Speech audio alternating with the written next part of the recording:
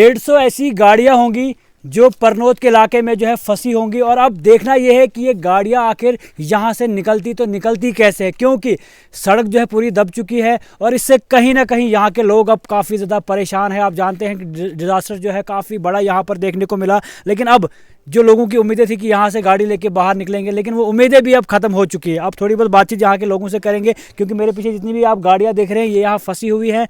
सड़क जो है वो ख़त्म हो चुकी है। अब देखना ये है कि या तो नई सड़क कब बनती है या ये लोग यहाँ से कब निकलते हैं, वो तो अब देखने वाली बातें होंगी। लेकिन इनसे बातचीत करेंगे। जी, क्या नाम है आपका? मेरा नाम तारिक सलीम है। मैं यहाँ से जो है 6 किलोमीटर रोड ये ऊपर है, वहाँ पर मैं रहता हूँ। हमारा गांव उस तरफ है। तारिक साहब, क्या कुछ कहना चाहोगे? इतना बड़ा डिज़ास्टर यहाँ पर हुआ, अब उम्मीदें आप लोगों को यही थी कि गाड़ियाँ लेके यहाँ से कहीं ना कहीं दूर निकलेंगे, लेकिन सड़क भी जो है इसमें ख़त्म हो चुकी है, अब गाड़ियाँ भी यहाँ पर फंसी हुई है। तो इस सब को लेके आपका देखिए, हम जो है रब के वो जो है मेहरबानी, कल दिन रात को जो है बहुत बारिश हुई और हमने पूरी रात जो है, क्योंकि हमारे भाई बंधु थे जिनके साथ ज़िंदगी गुजारी थी, उनका सारा आशियाना उजड़ता हुआ, सारा जो है ये इलाका आप देखते हैं 2-3 किलोमीटर का बहता हुआ हमने अपनी आंखों से देखा। खुद हमने इनको जो है यहाँ रिहब निकाला, इनके सामान निकाला, इनके जानवर निकाले। तो हमने पूरी रात कल जो है, परसों भी जब बारिश हुई थी, हमने नींद नहीं की है, हमारे बच्चों ने नींद नहीं की है। एक मतलब खौफ का आलम यहाँ पर है।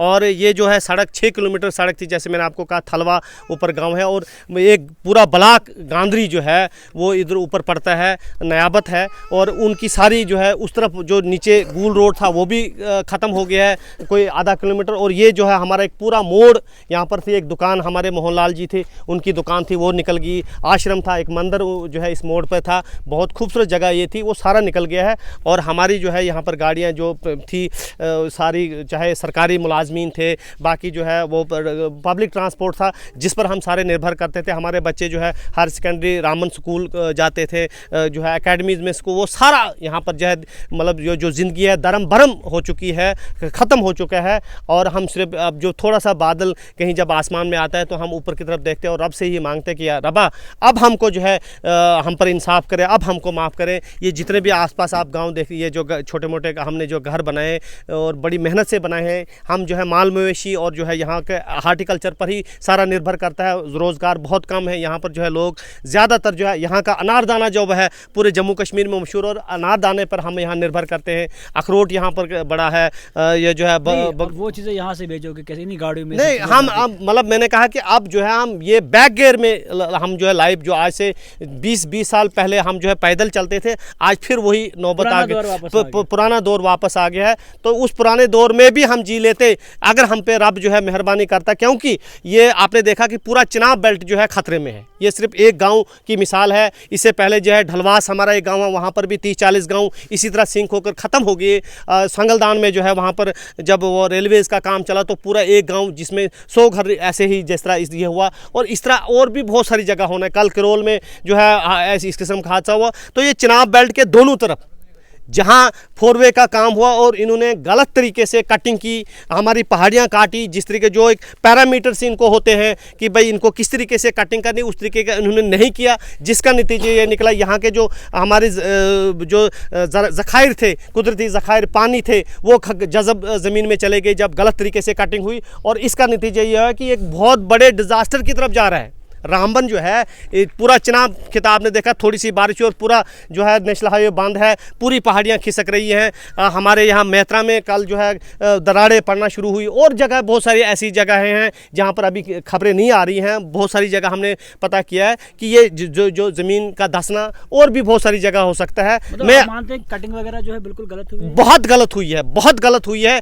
ये जो नेशनल हाईवे के जो अभी 4 वे का काम चल रहा है, इसको 2 बार जो है काम बंद हुआ, सरकार ने काम बंद किया। ग्रीन ट्रिब्यूनल ने उनको कई बार जो है जुर्माना किया कि आप जो है ये जो पहाड़ियाँ कटिंग कर रहे हो, गलत तरीके से कर रहे हो। चिनाब में मलबा उनको नहीं डालना था, कई बार जो है इस किस्म की शिकायत आई और उनको जो है चिनाब में मलबा डाला, और चिनाब के मलबे डालने की वजह से ये पानी जो है जब वो मलबा आता है तो पानी डाइवर्ट हो जाता है, जिसकी वजह से ये जो आज हमारे सामने एक बहुत बड़ी कयामत हुई। और कहीं जो हमारे जो घर थे वो मतलब टोटल उनके जो है सर से छत उड़ गया और जो पैरों से ज़मीन जो है निकल गई, और इस वक्त वो जो है बेघर आपके सामने देखेंगे कि वो राहत कैंपों में रह रहे हैं। वो तो हमने उनसे बातचीत की, लेकिन आप सोचने वाली बात है ये गाड़ियाँ यहाँ से निकलेंगी कैसे? ये गाड़ियाँ तभी निकलेंगी जनाब अली जब इसका रोड बनेगा, क्योंकि आपने देखा कि 20 मीटर की दूरी पर एक निचला रोड है और ये ऊपर रोड है, और बीच में जो मोड़ था वो ख़त्म हो गया, और वो मोड़ इस वक्त जो है कहीं 50 मीटर दूर चला गया है। तो ये जब रोड बनेगा तो तभी ये गाड़ी निकलेगी। रोड अब कब बनेगी वो फिर सरकार जाने। उम्मीद है कुछ आपको? उम्मीद पर ही कायम है ये दुनिया। हम जो है आम आदमी उम्मीद ही करता है और आज तक उम्मीद ही पर ही खड़ा है।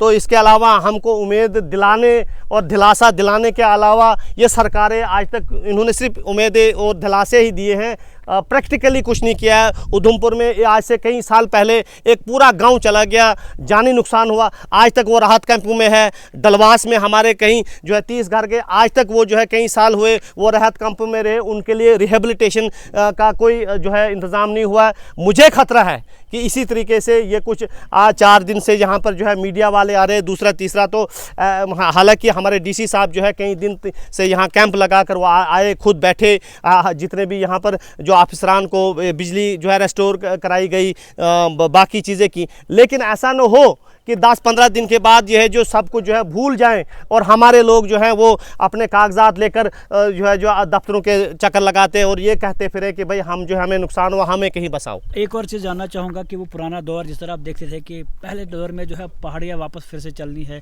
क्योंकि यहाँ पर सड़क भी अब नहीं है, तो अब क्या लगता है वही दौर वापस आएगा? आपकी गाड़ी अब एक ही जगह रह पाएगी तब से? हाँ, अभी तो यही दिख रहा है, अभी तो यही दिख रहा है। कितनी गाड़ियाँ लगभग होंगी? ये कोई मेरे हिसाब से छोटी मोटी जो है, क्योंकि शाम को गाड़ी में घर गए थे, कई मुलाजमीन हमारे हैं और स्कूल जाने वाले जो है ये जो ऑटो है जो लोगों को सुबह बच्चों को लेकर जाते थे वो शाम को घर पहुंचे और सुबह जो है सड़क निकल गई थी, तो ये यहाँ पर ही फंसे हुए हैं। कितनी गाड़ियाँ? ये कोई 100-150 की छोटी मोटी जो है 100-150 गाड़ियाँ। 150 गाड़ियाँ जी। अब कैसे सफ़र ये सारा तय होगा?